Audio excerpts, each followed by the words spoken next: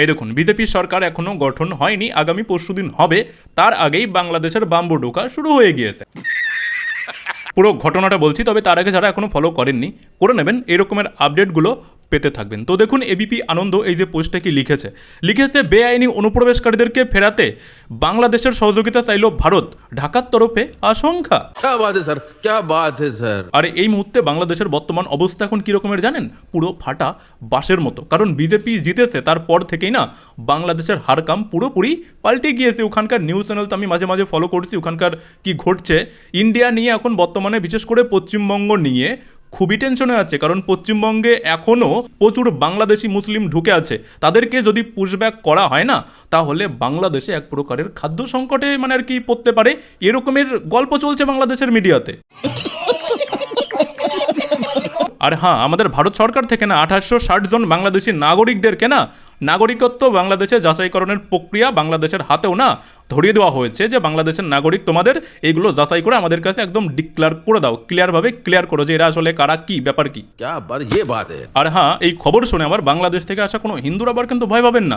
দেখুন, আপনি বাংলাদেশ থেকে এসে আপনি তৃণমূল করতেন বা বিজেপি করতেন বা অন্য যে কোনো রাজনৈতিক দলই করতেন না কেন, সেটা ম্যাটার নয়। মেন ম্যাটার হচ্ছে আপনি হিন্দু কিনা। হিন্দু যদি আপনি হয়ে থাকেন, প্রকৃতপক্ষেই বাংলাদেশ থেকে এসছেন ভারতে, তো আপনার কোনো ভয় নেই।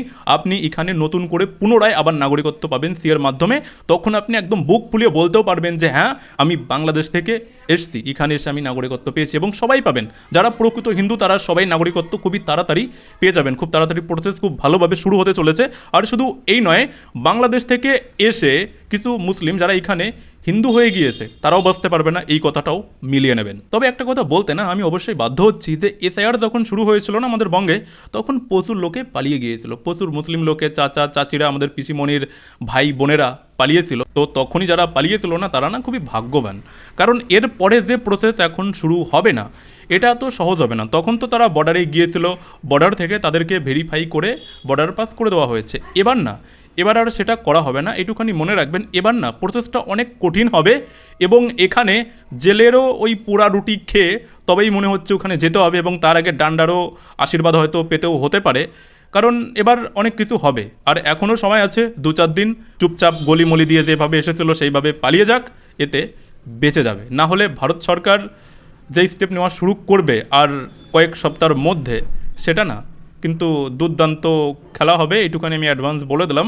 কারণ এসআইআর যখন শুরু হয়েছিল তখন আমি বলেছিলাম যে কারোর বাবার ক্ষমতা নাই, কিন্তু বাঁচিয়ে নেবে, ঠিক আছে?